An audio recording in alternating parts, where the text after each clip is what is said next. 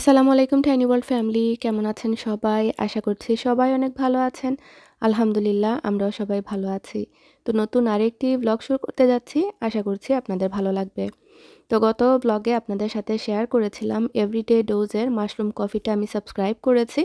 যেহেতু আসলে আমি ব্লগ ওইভাবে রেগুলারলি শেয়ার করি না, দেখা যায় আমি প্রায় ১ মাসের মতো পেছনে পড়ে যাই। সো এটা আমার সেকেন্ড প্যাকেট চলে এসেছে। আর এখানে হচ্ছে আমি একটু ছোলা সিদ্ধ করেছিলাম, কালো যে চানা যেটারে বলে। তো সেটা আমার প্রায় দেখা যায় বিকেলবেলা খাওয়া হয়। আর আজকে আমার একটা ছোট বোন বিকেলবেলা বলেছে আসবে আমার জন্য মিষ্টি নিয়ে। সো ভাবলাম যে ছোলা ভুনা করে ফেলবো। আমি জানি না শিওর যে ও বসবে কিনা, কারণ উইকডেজে ছিল। তো এজন্য আর কি ভাবলাম যে একটু ছোলা ভুনা করবো, চা দিব এরকম আর কি। তো যাই হোক ও চলে এসেছে, মাশাআল্লাহ দেখতে পাচ্ছেন এত এত মিষ্টি। আমি তো ভেবেছি মনে হয় কয়েকটা মিষ্টি নিয়ে আসবে, বাট ও তো দেখা গিয়েছে পুরো দোকানের মতো করে একদম পুরো দোকানের মানে সমাহার করে দিয়েছে মিষ্টির আমার ঘরে। তো একদিকে ভালোই হয়েছে, ও নতুন বিজনেস শুরু করেছে। তো আমি বললাম যে আমার ভিউয়ার্সরা একদিকে ভালো হয়েছে যে দেখতে পারবে তুমি কি কি জিনিস বানাতে পারো। মনে হচ্ছে না যে একদম মানে কেউ বাবুর্চি এরকম করেছে। আসলে ও বলেছে যে নিজ থেকে নিজে নিজে প্র্যাকটিস করে শিখেছে আর কি। আমি ওর ট্যালেন্ট দেখে মাশাআল্লাহ কি বলবো একদমই অবাক।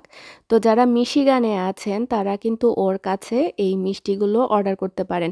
ও ওয়ারেনে থাকে, আর এটা হচ্ছে আপনার ওর পেজের নাম হচ্ছে মিষ্টি ঘর।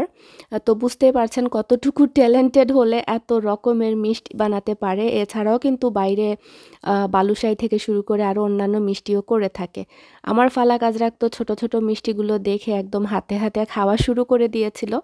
আর মিষ্টির টেস্টটাও ছিল একদম পারফেক্ট, মানে মিষ্টি দোকান থেকে আনলে যে একটা অতিরিক্ত সুইটের জন্য খাওয়া যায় না, ওই রকমটা না, একদম পারফেক্ট ছিল। দইও, তারপরে এটা ছিল মতিচুরের লাড্ডু, মানে এভরি সিঙ্গল থিং একদম পারফেক্ট আর প্রফেশনাল ওয়েতে ছিল। আমি ডেসক্রিপশন বক্সে লিঙ্ক দিয়ে রাখবো। আর আমরা তো পেজে দেখিয়ে দিলাম মিষ্টি ঘর, আপনারা ওর পেজটা ফলো করে রাখবেন। আর চাইলে এনি টাইম আপনার যদি ক্রেভিং হয় সুইটসের জন্য, ওর মানে পেজে দেখা যায় প্রায় সময় ও পোস্ট করে থাকে মিষ্টি অ্যাভেলেবল থাকে পিক আপ করার জন্য, আপনারা পিক আপ করতে পারবেন।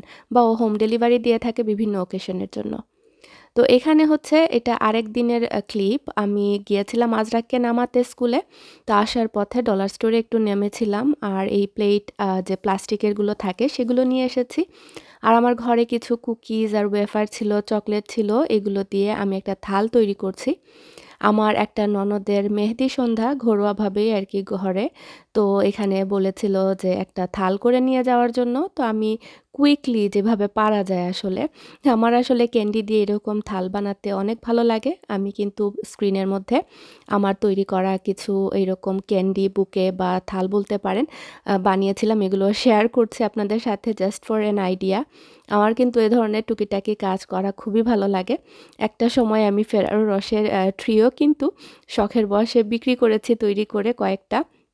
আর এগুলো যেগুলো এগুলো হচ্ছে আমাদের ফ্যামিলিতে বিভিন্ন সময় বিভিন্ন ওয়েডিং হয়েছে, তো ওইগুলোতে বানিয়ে নিয়েছি আর কি এরকম। বাট সব পিকচার পাইনি। আমার অনেক অনেক সময় এরকম থাল টাল বানানো হয়, কিন্তু সব সময় সব পিকচার অ্যাভেলেবল হাতের কাছে থাকে না, হয়তো বা ফেসবুকে একটু ঘাটাঘাটি করলে খুঁজে পেতাম।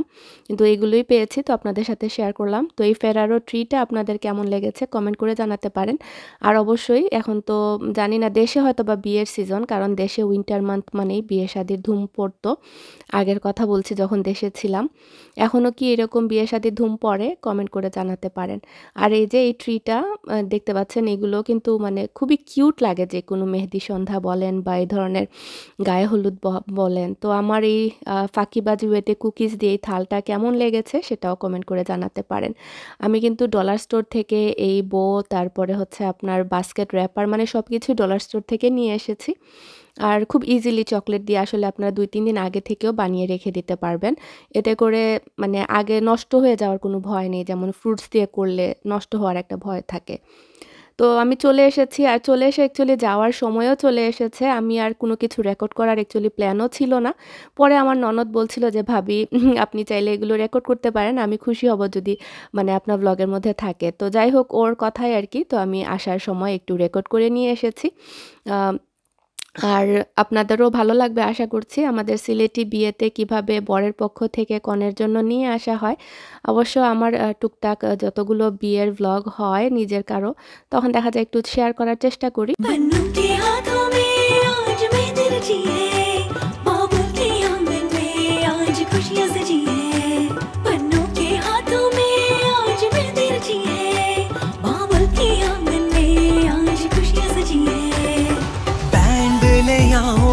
जश्न मनाओ, वेडिंग दी पार्टी इधर जमाओ, रिश्ते नाते दोस्त मोहल्ला आज की रात तुम सबको बुलाओ, ऑन द ग्राउंड फ्लोर पे आओ, डिस्को छोड़ो गिद्दा पाओ, दारू शारू keep it flowing, wedding the party इधर जमाओ।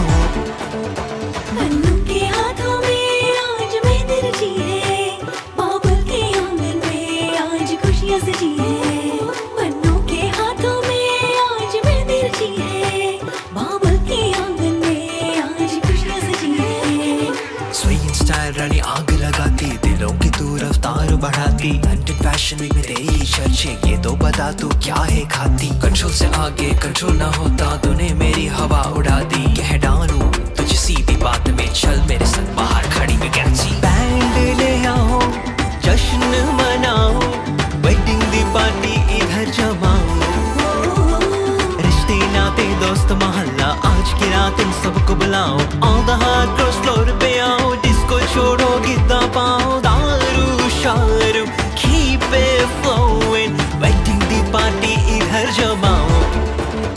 बन्नू के हाथों में आज मेहंदी रची है, बाबुल के आंगन में आज खुशियां सजी है, बन्नू के हाथों में आज मेहंदी रची है, बाबुल के आंगन में आज खुशियां सजी है। कुड़िए कुड़िए सुन ले तो सुन मेरी बात कुड़िए, कुड़िए कुड़िए कुड़िए रह जा तो रह जा मेरे साथ कुड़िए, कुड़िए कुड़िए कुड़िए दिल में बसा ले ये बात कुड़िए, कुड़िए कुड़िए कुड़िए आँख में चोली नाना, सोनिया सोनिया सुन ले तो सुन मेरी बात सोनिया, सोनिया सोनिया रह जा तो रह जा मेरे साथ सोनिया, सोनिया सोनिया दिल में बसा ले ये बात सोनिया, सोनिया सोनिया आँख में चोली नाना।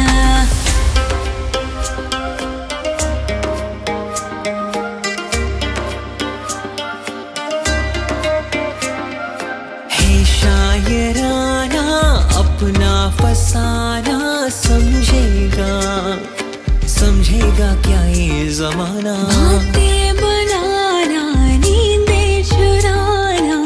এটা ছিল অন্য আরেক দিনের ক্লিপ। আজরাককে নিয়ে আমরা একটু বাইরে বের হয়েছিলাম দরকারে। আর ওইদিন বৃষ্টিও ছিল। ও ছাতা হাতে করে একদম ঘুমিয়ে পড়েছে। এত কিউট লাগছিল মাশাআল্লাহ। আমি এই মুহূর্তটা আর মিস করতে চাইনি। সাথে সাথে ফোন বের করে রেকর্ড করেছি। আমার জাম্বুরা একটা পুরা। মনে হচ্ছে যে এখনই একটু স্কুইজ করি। তো যাই হোক আমি কিন্তু যাওয়ার আগে রান্না করে বের হয়েছিলাম। আজকে একটু শর্টকাটের মধ্যেই রান্না করেছি। বাটার চিকেন করেছি। বাটার চিকেন হলে দেখা যায় বাচ্চারা খুব শখ করে খায়। আমার আদিয়ানের খুবই ফেভারিট এটা, আর ফালাকও ইদানিং খাওয়া শুরু করেছে। আদিয়ানের জন্য করলে দেখা যেত যে আগে একটু হালকা স্পাইস দিয়ে করতাম, আর যেহেতু এখন ফালাকের জন্য করি বা আজরাকও খায়, তো মোটেও কোনো ঝাল দেইনি আজকে। আর এটার রেসিপিও আমি মনে হয় আমার ব্লগ চ্যানেলে শেয়ার করেছি আগে, এই জন্য আর রেকর্ড করিনি। ইনশাল্লাহ চেষ্টা করব আমার রান্নার চ্যানেলে যদি ওই ক্লিপগুলো খুঁজে পাই তাহলে শেয়ার করার জন্য। একদম সহজ উপায়ে আমি বাটার চিকেনটা করে থাকি। বাটার টেস্ট একদম মনে হয় যে রেস্টুরেন্টের মতোই। আর এই নানগুলো হচ্ছে আমি ইন্ডিয়ান গ্রোসারি শপ থেকে এনে ডিপ ফ্রিজে প্রায় সময় রেখে দিই। এতে করে দেখা যায় কি এরকম হুটহাট মাংস ভুনা বা হালিম বা বাটার চিকেন এগুলোর সাথে খাওয়ার জন্য রেডি টু গো থাকে। নতবা দোকান থেকে আনবো করে দেখা যায় যে যেই মানে খাওয়া হয় না। পরোটা থাকে ফ্রিজে, বাট নানটা তো ওইভাবে অ্যাভেলেবল থাকে না। তো আমার জন্য ইজি হয়, বিশেষ করে ডিনার টাইমে আর কি, যখন থাকে মনে হয় জানটা বাঁচে। এখানে মেহেদি থেকে আসার সময় আমি একটা মেহেদির টিউব নিয়ে এসেছিলাম। ভেবেছি যে ঘরে গিয়ে পড়তে পারবো। আর আমি বসেছি পড়ার জন্য, ফালাক, আজরাক দুজনে এসে এখন হাত বাড়িয়ে দিয়েছে। আমি ওদেরকে না পড়িয়ে নিজে তো আর পড়তে পারি না। এখন হচ্ছে বাচ্চাদের খুশিতেই নিজের খুশি। পরে বললাম, "আয় তোদেরকে মেহেদি পরিয়ে দেই।" তো ওদের খুশি দেখে কি বলবো। তখন নিজে না পড়ার ওই খারাপ লাগাটা আর অনুভবও করিনি। মনে হচ্ছিল যে এটাই আমার পড়া হয়ে গিয়েছে।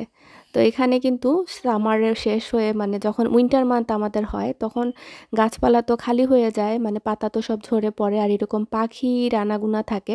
হঠাৎ করেই দেখবেন যে এক ঝাঁক পাখি ব্যাকইয়ার্ডে চলে এসেছে, আবার উধাও হয়ে গিয়েছে। তো আমি বেশ কয়েকবার ক্যামেরা নিয়ে হাতে মানে এসেছি আর তখনই উড়াল দেয়। তো ফাইনালি আমি একটা ক্লিপ রেকর্ড করতে পেরেছি, কারণ যখনই এসেছি ওরা চলে গিয়েছে। তাও অল্প একটু হয়েছে, এর আগে কিন্তু এর থেকেও বেশি ছিল। তো এখন হচ্ছে এখানে একটা স্পেশাল ভাজি করতে যাচ্ছে। এটা সম্পূর্ণ আমার মন গড়া রেসিপি। আমি অবশ্য আমার রান্নার চ্যানেলে এটা অলরেডি শেয়ার করে ফেলেছি। যারা আমার রান্নার চ্যানেল এখনও জানেন না, ওয়াহিদাস টাইনি কিচেন আমার রান্নার চ্যানেলের নাম। আপনারা প্লিজ সাবস্ক্রাইব করে দিবেন। আমি ওই চ্যানেলটা ওপেন করেছি শুধুমাত্র যে রান্না তো দিব, বাট আমার একটা শখে করেছি যে আমি একটা সিলভার বাটন পেতে চাই। 2টা সিলভার বাটন থাকুক আমার কি বলে কালেকশনে, কারণ মিলিয়ন এই চ্যানেলে হবে কি না কখনো এটা আমি জানি না। হুট করে হয়তো বা কখন ব্লগ করা ছেড়ে দিই, তো ওই আশা আর করছি না। তারপরেও আপনাদের যদি ভালো লাগে এই চ্যানেলও সাবস্ক্রাইব করে দিবেন যারা কিনা এখনও করেননি। কখনো কখনো ওইভাবে আর কি আমি খেয়াল করে যে প্রত্যেক ব্লগে বলা এটা আমার হয় না। তো আপনারা একটু খেয়াল করে ভালোবেসে সাবস্ক্রাইব করে দিবেন। তো যাই হোক, এখানে হচ্ছে আমি জিরা, তারপরে শুকনা মরিচ আর পেঁয়াজ দিয়ে দিয়েছি। জিরাটা দিয়েছি যাতে একটু অন্যরকম টেস্ট হয়। আমার আজরাকের হচ্ছে স্কুল ওয়ার্ক টার্কির হ্যাট বানিয়েছে।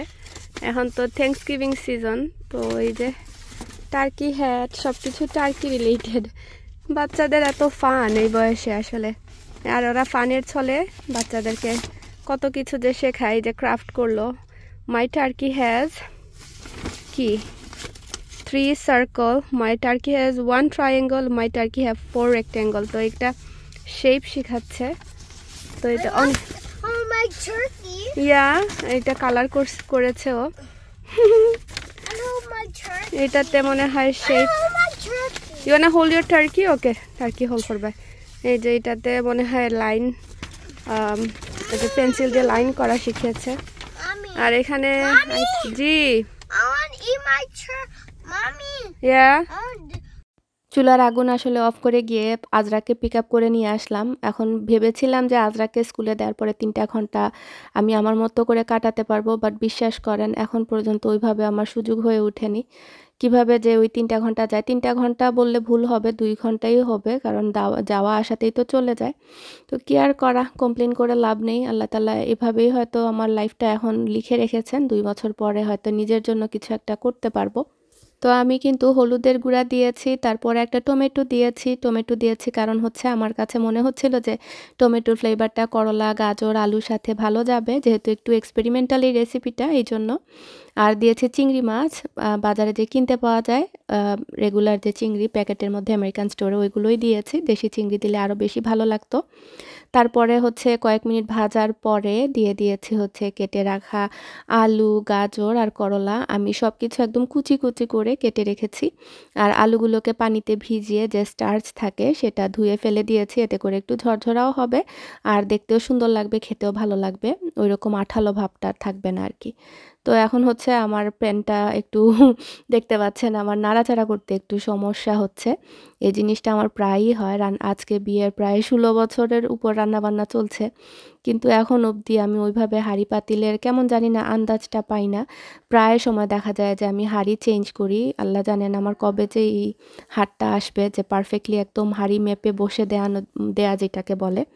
তো যাই হোক, আমি কিন্তু কষ্ট করে নাড়াচাড়া করে ঢাকনা ছাড়াই পুরো মানে ভাজিটা করেছি। একবার শুধু ঢেকে দিয়েছিলাম 5 মিনিটের জন্য সিদ্ধ হওয়ার জন্য, আর তারপরে হচ্ছে ঢাকনা খোলা রেখেই মিডিয়াম আঁচে এটা কুক করেছি।